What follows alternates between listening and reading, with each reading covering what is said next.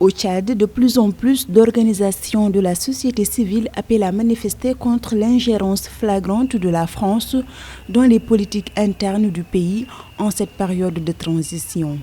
Elles accusent l'ancienne puissance coloniale de soutenir la junte militaire qui confisque le pouvoir par force. Des drapeaux français sont régulièrement brûlés lors des manifestations. Le CMT a été protégé et conçu de manière à permettre la continuation du pouvoir du défunt président Idriss Déby.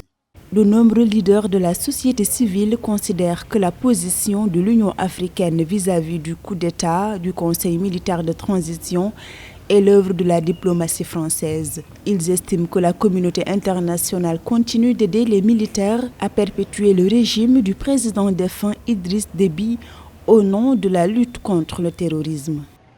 On ne peut pas nous parler de transition avec des militaires en arguant du fait que le Tchad est un pays fragile, le Tchad a des problèmes.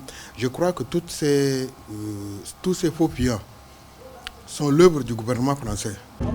À plusieurs reprises, des rumeurs sur la circonstance floue du décès du maréchal ont circulé sur les réseaux sociaux, accusant la France d'avoir contribué à l'assassinat de l'ancien président Idriss Déby Itno. Des allégations qui contribuent à attiser le sentiment anti-français à travers le pays.